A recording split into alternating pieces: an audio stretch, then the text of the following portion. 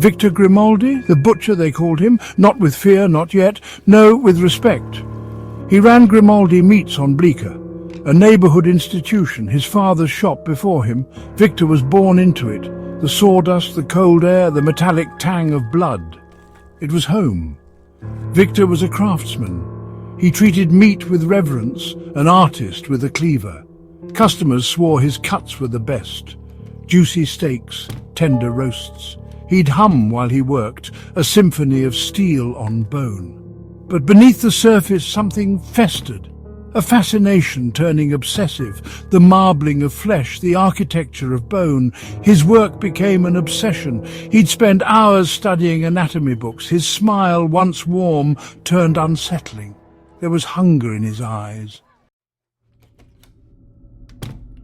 The line blurred between animal and man. Victor's clientele dwindled. He grew reclusive. The butcher shop, once inviting, became sterile, cold. The scent changed too. No longer just the comforting aroma of smoked meats. Something else lingered, metallic, sharp. His basement became his sanctuary, a macabre workshop. Hooks hung from the ceiling. A deli counter was repurposed, flesh carefully laid out.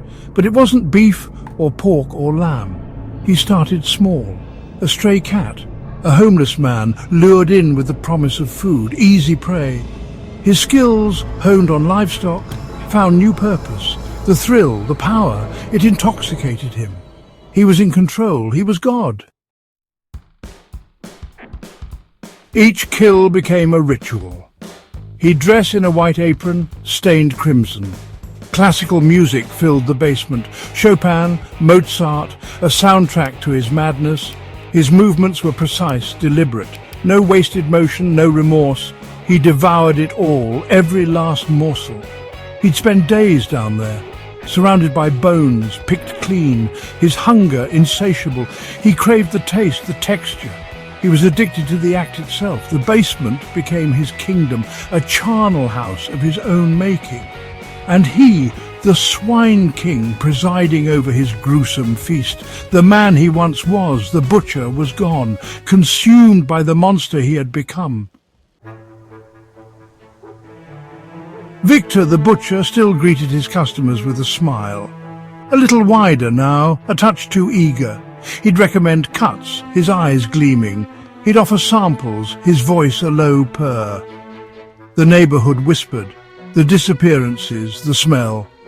But nobody suspected Victor. He was a pillar of the community, a friendly face, a monster hiding in plain sight. Only the best cuts, he'd say, his voice dripping with false sincerity, for my most discerning customers. His secret, his feast, remained hidden for now.